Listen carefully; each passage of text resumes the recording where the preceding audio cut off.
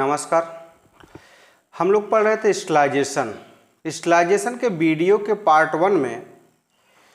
One में हमने पढ़ा था स्टेलाइजेशन के मेथड्स के बारे में, जिसमें हमने पढ़ा था फिजिकल मेथड में हमने पढ़ा था हीट। आज हम पढ़ेंगे radiation and filtration. Physical method में आज हम पढ़ेंगे रेडिएशन एंड फिल्ट्रेशन, और केमिकल मेथड में पढ़ेंगे बैक्टीरियल एंड बैक्टीरियोस्टैटिक्स। ये पार्ट सेकेंड है वीडियो का, जिसको हम शुरू कर रहे हैं। आइए हम देखते हैं स्टेलाइजेशन के बाकी बचे हुए पार्ट को। Sterilisation bye radiation.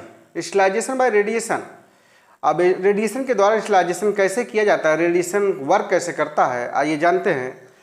Radiation is non thermal sterilisation method. एक नॉन थर्मल स्टेलाइजेशन मेथड है that destroy micro organism in A product with gamma radiation, beta particle या इलेक्ट्रॉन बीम और अल्ट्रावायलेट लाइट। जैसा कि हम जानते हैं इस रेडिएशन क्या करता है, एक नॉन थर्मल स्टेलाइजेशन मेथड है जो किसी माइक्रो ऑर्गेनिज्म को जो किसी प्रोडक्ट में हो उसको डिस्ट्रॉय करती है। इसमें यूज होता है गामा रेडिएशन का, बीटा पार्टिकल का, इलेक्ट्रॉन बीम या अल्ट्रावायलेट लाइट का। और रेडिएशन का जो यूज होता है, radiation compatible material that sterilise, जैसे कि प्लास्टिक मटेरियल, हीट लिवाइल material and powder. For example sutures, surgical gloves, gown, face mask, syringe, sticking plaster, dressing and other single use healthcare supplies all proceeds using gamma radiation। Radiation करता क्या है? Radiation damage the nucleoproteins of microorganism, thus radiation is not recommended for biological material. Biological material को radiation के द्वारा sterilise नहीं किया जाता है, क्योंकि ये क्या करता है, जो न्यूक्लियो प्रोटीन्स होती है माइक्रो ऑर्गेनिज्म की, उसको डैमेज कर देता है। अब आइए देखते हैं रेडिएशन के टाइप्स। रेडिएशन दो तरीके से इसका यूज किया जाता है, नॉन आयोनाइजिंग रेडिएशन और ionising radiation. Non ionising radiation में अल्ट्रावायलेट रेडिएशन। अल्ट्रावायलेट क्या करता है? Ultraviolet radiation equally effective against gram positive and gram negative bacteria. Ultraviolet radiation या ultraviolet sterilisation effectively inactivates microorganism by damaging the DNA cell. DNA is responsible for cell replication, thus damaging the structure of DNA renders cell unable to replicate and unable to spread disease. जब DNA ही damage हो जाएगा तो जो bacteria का cell है वो replicate ही नहीं कर पाएगा, जिससे उनकी संख्या बढ़ नहीं पाएगी और वो किसी डिजीज को फैला नहीं पाएंगे। जो रेडिएशन है डिस्टेंस ऑफ 8 फीट, 8 फीट तक आइदर साइड, चारों तरफ ये स्टेलाइज कर सकती है। इसका एक्सपोजर टाइम है 30 मिनट। आइए देखते हैं ionizing radiation. Sterilization by ionizing radiation primarily cobalt 60। Cobalt 60 क्या होता है? एक रेडियो एक्टिव सब्सटेंस है या एलिमेंट है। गामा रेज और electron oscillators is a low temperature sterilization method has been use for number of medical product. जैसे इसका जो यूज होता है वो फार्माक्यूटिकल्स एंड मेडिकल डिवाइस को स्टेलाइज करने में किया जाता है। They are not use in general lab because they cause mutation and not safe for worker. अब आइए देखते हैं आगे स्टेलाइजेशन का जो दूसरा तरीका है, sterilisation by filtration. Filtration is the only mean of sterilization heat लिवाइल फ्लूइड्स। जो हीट लिवाइल फ्लूइड्स यानी कि हीट से खराब हो जाने वाले फ्लूइड्स हैं, लिक्विड हैं, उनका हम फिल्ट्रेशन के द्वारा स्टरलाइजेशन करते हैं, जैसे कि वो सीरम हो सकता है, एंटीबायोटिक सोल्यूशन हो सकता है, सम कल्चर मीडिया हो सकती हैं जो ब्रॉथ होती हैं। फिल्ट्रेशन कितने तरीके से किया जाता है? पहला है earthenware candles. Earthenware candles they are 3 types, ये 3 तरीके के होते हैं। पहला बर्क फील्ड फिल्टर, दूसरा है मैंडलर फिल्टर, तीसरा है चैम्बरलैंड फिल्टर्स। बर्क फील्ड फिल्टर्स आइए देखते हैं। यह है बर्क फील्ड फिल्टर्स, जो कुछ इस तरह देखने में दिखती है। इसका जो फंक्शन है या चैम्बर है जिसमें लिक्विड जिसको हमें फिल्टर करना है भर दिया जाता है, और ये फिल्टर लगा होता है जो फिल्टरेट करके लिक्विड को यहाँ कलेक्ट करता है।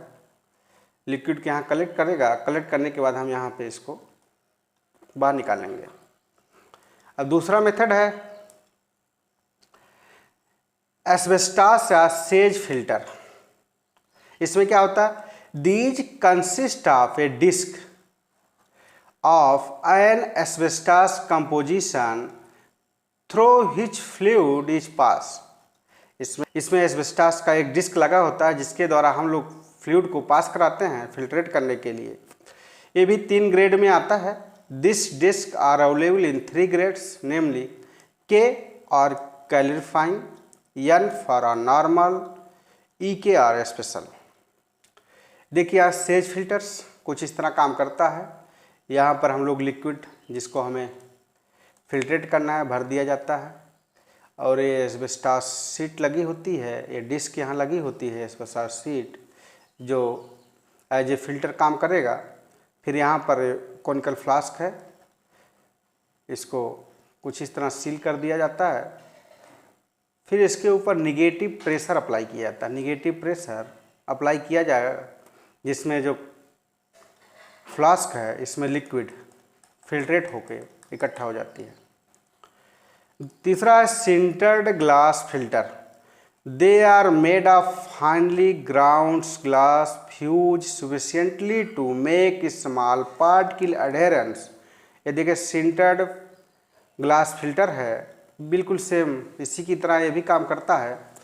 यहाँ पर लिक्विड भर दिया जाता है, सिंटर्ड ग्लास डिस्क लगा दी जाती है। इसके बाद यहाँ सक्शन यानी निगेटिव प्रेशर अप्लाई किया जाता है जिसकी वजह से यहाँ पर लिक्विड फिल्टर होके आ जाती है। अब आगे देखते हैं। चौथा है सेलुलोज मेम्ब्रेन फिल्टर्स। इसमें सेलुलोज के बने हुए फिल्टर्स होते हैं। ये भी 3 तरीके का है, Gradocol membrane filters, modern membrane filters and oxide membrane filters. इसमें यहाँ पर हम लोग पॉजिटिव प्रेशर अप्लाई करेंगे।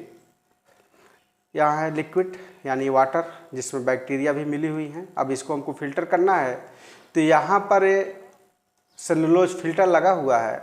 यहाँ पर देखिए सेलुलोज फिल्टर पेपर लगे हुए पर पॉजिटिव प्रेशर अप्लाई करते हैं तो फिल्टर हो के लिक्विड यहाँ पर आ जाता है जिसको हम कलेक्ट कर लेते हैं अपने यूज के लिए। अब आइए देखते हैं टेक्निक ऑफ फिल्ट्रेशन। फिल्ट्रेशन करते करते जो फ्लूइड होती है do not readily pass through filter by gravity. जो फिल्टर पेपर होता है उससे ग्रेविटी अंडर ग्रेविटी जो फ्लूइड होती है पास नहीं होती। तो उसके लिए करना क्या पड़ता है? It is necessary to use or positive और निगेटिव प्रेशर। इसीलिए हमें पॉजिटिव और निगेटिव प्रेशर इसके ऊपर यूज करना पड़ता है। Suction is the most convenient method of filtration. Suction यानी कि negative pressure is the most convenient method of filtration. The fluid being drain into sterile filtering glass या flask which is conical flask of thick glass with side arm। और negative pressure जो use करते हैं वो होता है 100 to 200 mm of mercury, यह use होती है। अब ये है कॉनिकल फ्लास्क जिसमें हमें किसी फिल्ट्रेट को या लिक्विड को लेना है। तो यह है फनल, यह है फनल जिसमें हमें लिक्विड जिसको हमको फिल्ट्रेट करना है लिक्विड डालना पड़ेगा। इसमें फिल्टर पेपर्स लगे होते हैं। यहाँ पर ये फिल्टर पेपर लगा हुआ है। यहाँ के द्वारा हम नेगेटिव प्रेशर क्रिएट करेंगे जिससे यहाँ पर एक वैक्यूम क्रिएट होगा और ये जो लिक्विड है फिल्टर होके यहाँ पर इकट्ठा हो जाएंगे। तो कुछ इस तरह इसका टेक्निक है फिल्ट्रेशन का। अब आइए आगे देखते हैं केमिकल मेथड। हमने पढ़ा है फिजिकल मेथड। फिजिकल मेथड में हमने पढ़ा हीट, उसके बाद पढ़ा रेडिएशन, अब उसके बाद पढ़ा फिल्ट्रेशन। अब हम केमिकल मेथड पढ़ेंगे। Chemical method, chemical स्टलाइजेशन involve the use of chemical agent, यानी केमिकल एजेंट्स का यानी केमिकल रिएजेंट का यूज होता है जो किल करता है अनवांटेड माइक्रो ऑर्गेनिज्म का, such as fungi, bacteria, viruses and other disease causing agent. इसका यूज कैसे होता है? The use of chemical sterilization where the material sterilization is not possible. कोई मटेरियल है जिसका स्टलाइजेशन हीट के द्वारा या रेडिएशन के द्वारा या फिल्ट्रेशन के द्वारा नहीं पॉसिबल है, तो उसको हम केमिकल मेथड के द्वारा स्टलाइज करते हैं। जो केमिकल होता है वो दो तरीके से काम करता है, या तो बैक्टीरियल होगा या तो बैक्टीरियोस्टैटिक्स होता है। अब देखते हैं बैक्टीरियल है क्या। The main defining feature of bacterial substance is that these anti microbial treatment directly killed bacteria. ये क्या करेगा? किसी बैक्टीरिया को किल कर देता, मार देता। जबकि जो बैक्टीरियोस्टैटिक्स होता है क्या करता है? Bacteriostatic treatments they inhibit growth and multiplication of bacteria. Bacteria को नहीं मारता, बस उसके ग्रोथ और मल्टीप्लिकेशन को रोक देता है।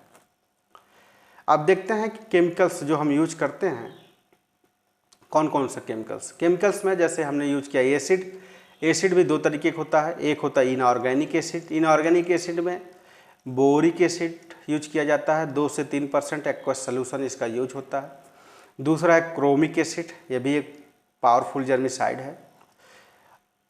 एसिड में ही ऑर्गेनिक एसिड में बेंजोइक एसिड जिसको हम यूज करते हैं 0.01 to 0.1%, और सैलिसिलिक एसिड 1 to 2% यूज होता है। और ये दोनों होता है, एंटी फंगल भी होता है, एंटी बैक्टीरियल भी होता है, यानी कि बैक्टीरियल यानी बैक्टीरिया को किल कर देता है। ये देखा हमने एसिड। अब देखते हैं एल्कलीज। एल्कलीज में क्या आप देखेंगे? या तो NaOH होगा या तो KOH होगा।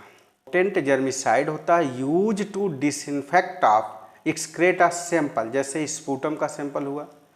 Effective against all form of life, alkalies का यूज हुआ। अब देखते हैं एल्कोहल। एल्कोहल भी एज ए डिसइंफेक्टेंट यूज होता है। ये होता है एथनॉल। ये है एथनॉल। इसका maximum activities eight 70% concentration. Isopropyl alcohol, ये मोर पोटेंट होता है देन एथनॉल, एथनॉल से ज़्यादा एक्टिव होता है। अब देखते हैं एल्डिहाइड। एल्डिहाइड में क्या है? फॉर्मल्डिहाइड। फॉर्मल्डिहाइड काफ़ी इरिटेटेंट होता है और वाटर सॉल्युबल गैस होती है, ये जबकि हाईली लीथल होता है, खतरनाक होता है, तो to kill all kind of micro and spores. अब आइए देखते हैं फार्मलिन। फार्मलिन तो जनरली यूज होता है प्रिजर्वेटिव्स का, लेकिन यदि हम फार्मल्डिहाइड का 40% एक्वस सोल्यूशन बनाएं तो फार्मलिन बन जाता है। और फार्मलिन में अगर 10% हम मेथनॉल मिला दें तो एज ए डिसइंफेक्टेंट यूज कर सकते हैं। तो यही है फार्मलिन। इसका 40% फॉर्मल्डिहाइड को वाटर में डिजॉल्व करेंगे, उसके बाद इसमें 10% मेथनॉल मिलाएंगे, तो फार्मलिन को एज ए डिसइंफेक्टेंट हम यूज कर सकते हैं। सबसे मोस्ट है फिनॉल एंड डेरिवेटिव, सबसे ज़्यादा यूज होता है फिनॉल। ये सबसे ओल्डेस्ट एंटीसेप्टिक्स है, जिसको इंट्रोड्यूस किया था जोसेफ लिस्टर ने। इसका यूज होता है 5% सोल्यूशन। क्रिसल भी फिनॉल का ही डेरिवेटिव्स है, ortho para methyl derivatives of phenol है। इसका यूज होता है 0.1% सोल्यूशन। दूसरा लॉजॉल, ये है क्रिसल। ये क्रिसल के सपोनिफिकेशन के द्वारा बनता है। इसका यूज होता है 3% सोल्यूशन। डिटॉल, डिटॉल दो तरीके से यूज होता है। डिटॉल अगर किसी स्किन पे लगाना है तो 1 to 1.5% यूज होगा। अगर किसी सर्जिकल इंस्ट्रूमेंट को स्टरलाइज करना है तो उसके लिए 6% यूज होता है। Hycolin, Hycolin 2% Hycolin is suitable for disinfectant in hospital, ये 2% ही यूज होता है। आगे देखते हैं। तो हमने पढ़ा आज स्टरलाइजेशन। स्टरलाइजेशन में पढ़ा हमने फिजिकल मेथड और केमिकल मेथड। फिजिकल मेथड में हमने पढ़ा था हीट, रेडिएशन, फिल्ट्रेशन। बाकी केमिकल मेथड में हमने पढ़ा ढेर सारे केमिकल्स, जिसमें फिनाल एंड देयर डेरिवेटिव्स हमने देखा। Thanks for watching.